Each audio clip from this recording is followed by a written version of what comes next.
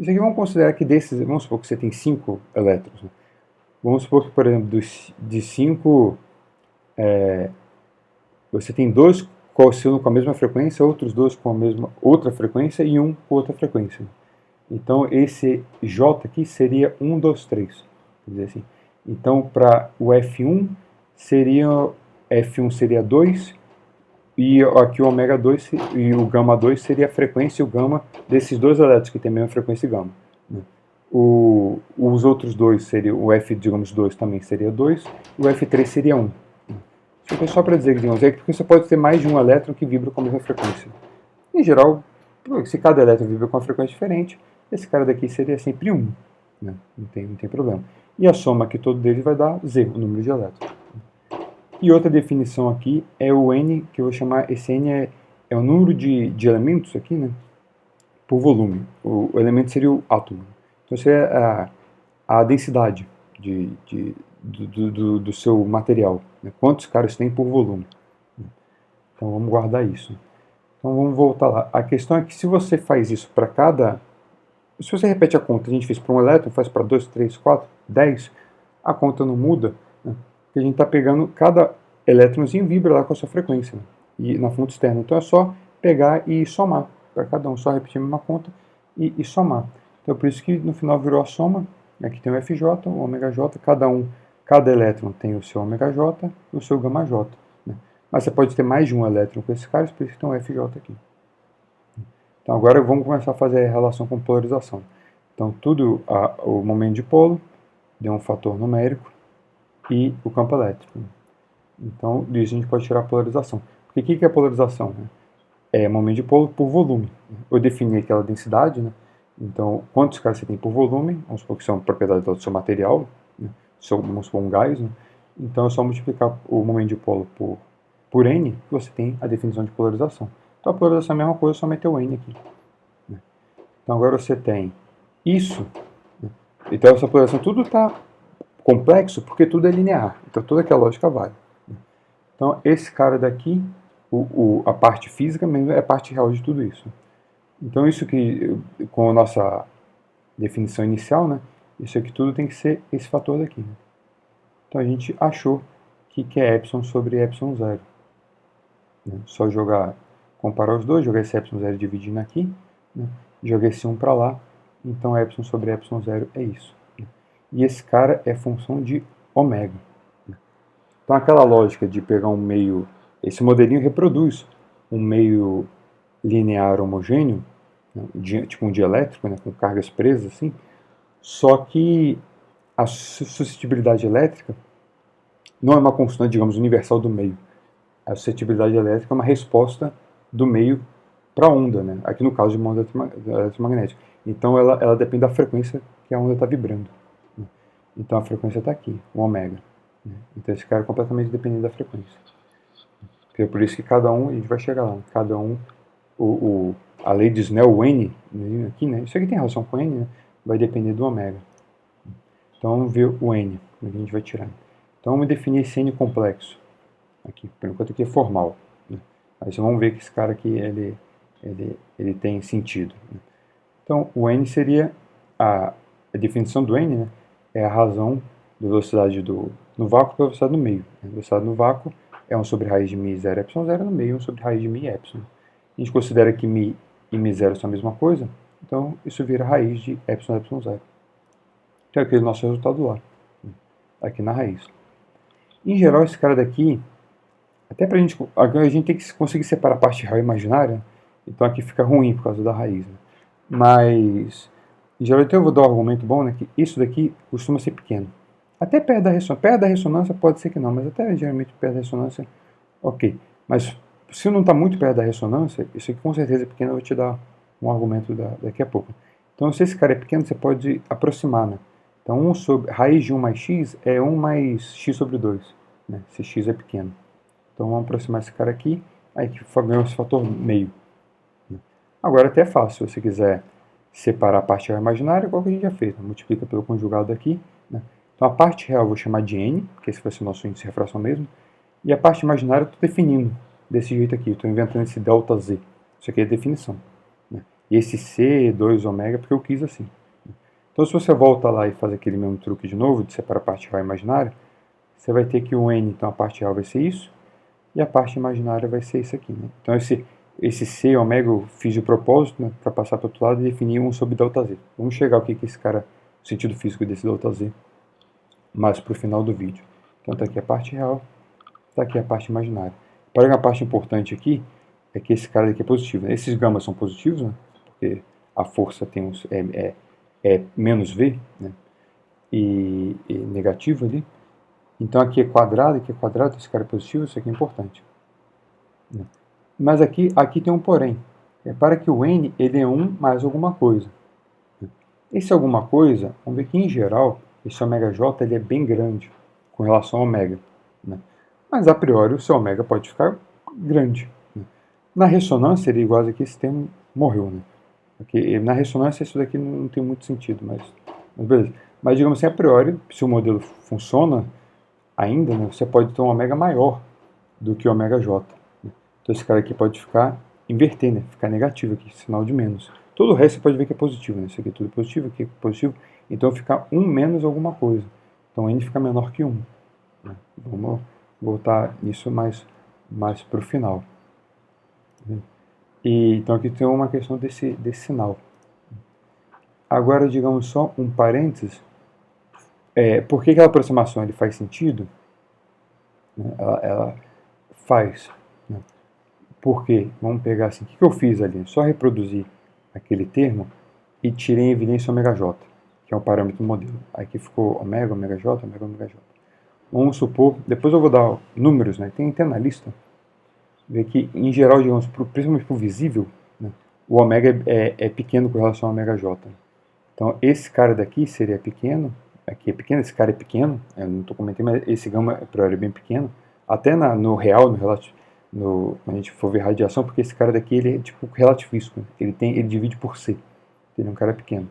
Então quer dizer assim, esses caras são, se aqui é pequeno, eu estou longe da ressonância, isso aqui vai dar da ordem tipo de 1, né? Aqui vai sumir, então esse cara vai ter o termo, o número que aparecer aqui vai ser da ordem dele. Agora aqui, isso aqui tem ordem de quê? Então, longe da ressonância, né? Seria essa nossa situação. Isso é verdade perto do visível, isso é pelo menos 10 vezes esse pelo menos 10 vezes maior. Vou dar um número aqui no final. Mas aqui eu gostei de fazer isso. Né? Isso aqui você não vai achar em lugar nenhum, mas é uma relação de escalas. Eu gosto muito de ver, sempre comparar essas escalas físicas. Né? Eu vou fazer um pouco de referência, coisa que a gente viu em T1. Olha o que eu fiz aqui. Comecei a inventar coisa. Multipliquei e dividi por 4π, porque eu quis. E a quadrada que tem um m, aí quadrado 4π ε0, sempre é bom montar isso, né? Aqui eu multipliquei e dividi por c quadrado. Então c quadrado. E aqui. O n, isso é por volume, né? É densidade do cara. Então é o inverso do volume do seu material, do seu átomo, digamos. Então aqui 1 sobre o volume. O que é o volume? Vamos considerar o átomo uma esfera. Então o volume dele é 4π sobre 3, raio ao cubo. Né? O que é o raio dele? Eu estou botando aqui o raio de Bohr, quem já viu lá em quântica e coisa assim, beleza? Esse seria, e divide aqui por Z 1/3. Isso aqui sai do modelo um modelo mais simples de átomo, de Thomas Fermi. Né? O tamanho de esse Z é o número atômico, né? Quantos elétrons o átomo tem. Então o átomo, na verdade, o raio, um hidrogênio tem mais ou menos o tamanho de A0, raio de Bohr, e se você vai aumentando o Z, né, esse raio ele tem esse fator 1/3 que divide, né? Ele vai meio que apertando. Né? Então por isso que eu botei aqui, mas isso aqui é besteira. Né?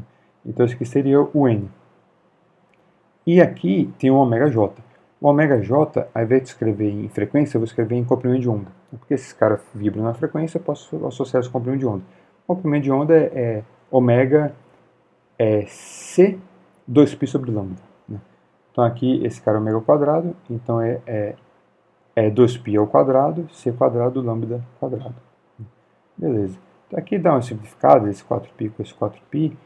Só escrever aqui que é A0. Né? Esse A0, raio de Bohr, é isso aqui. Né? Pega quadrado quadrado, M, e esse E quadrado, 4π ε0, se for sistema internacional. Isso é mais ou menos 5 nanômetros. Né? 0,5 angstroms. Angstrom, sei lá como é que chama isso. 10 menos 10. Né? Então, 5, 10 a menos 9 metros. Mas só para guardar. Aqui dá uma simplificada e tal. E por que eu fiz esse 4 pivô cortado? Porque eu montei isso, se você lembra lá de TE1, isso aqui eu defini lá em TE1 quando eu falei de energia. Esse aqui é o raio clássico do elétron. Por isso que eu estou montando assim. Vamos ver que dá razões de escalas, que é algo perto de 10 a menos 15, né, metros. E esse cara dividido por 1, aqui tem 1 a 0 ao cubo, né? Esse cara dividido por 1 a 0, então é metro dividido por metro, né? Então isso aqui é um número. Isso aqui é um número mágico da física, né?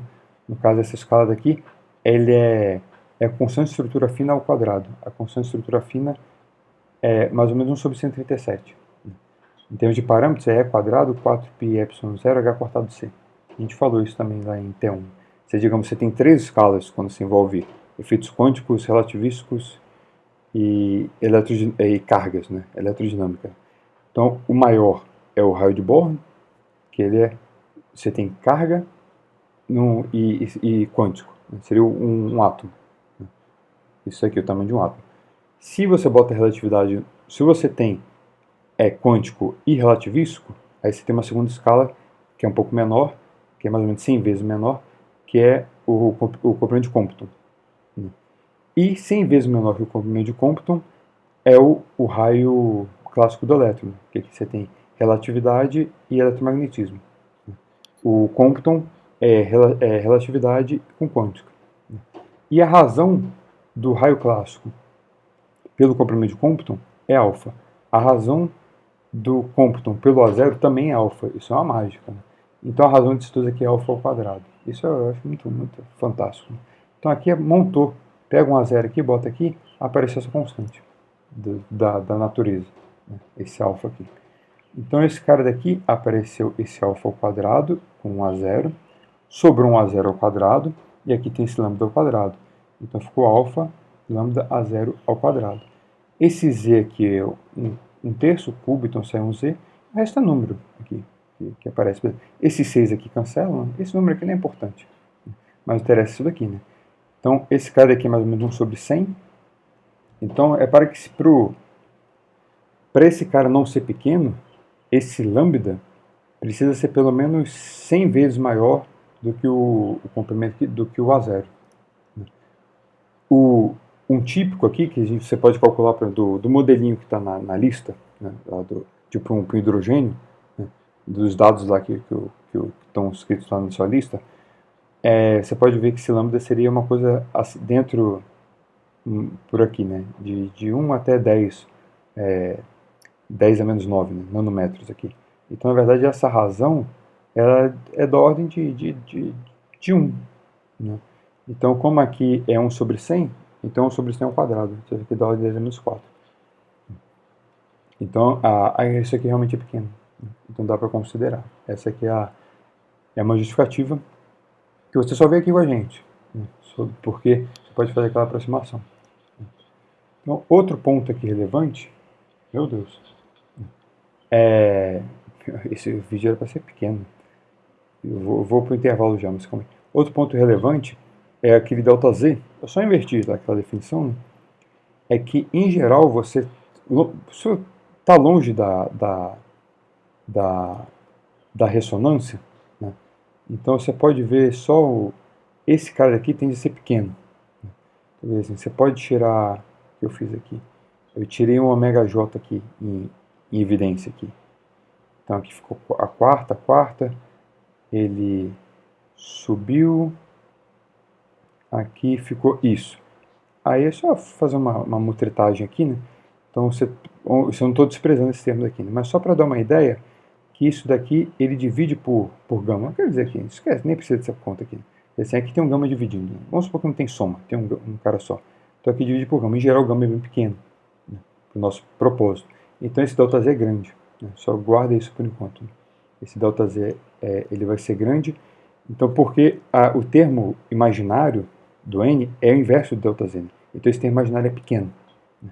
Esse cara eu vou chamar ele como comprimento de penetração, você vai entender lá para o final. Então, em geral, quando você está longe da ressonância, esse comprimento de penetração é grande. vamos dizer assim, que na verdade a sua onda ela consegue caminhar tranquilamente dentro do seu material, né? Ela não dissipa, ela não morre, né? Então, isso aqui, opa, né? Então isso aqui, mas isso aqui a gente vai voltar daqui a pouco, né? E sempre pode fazer isso quando você pode desprezar o termo de dissipação, quer dizer, formalmente se você joga o termo de dissipação para zero, esse cara vai para o infinito. Então a onda, a gente vai entender que a onda pode passear livremente, né, dentro do meio.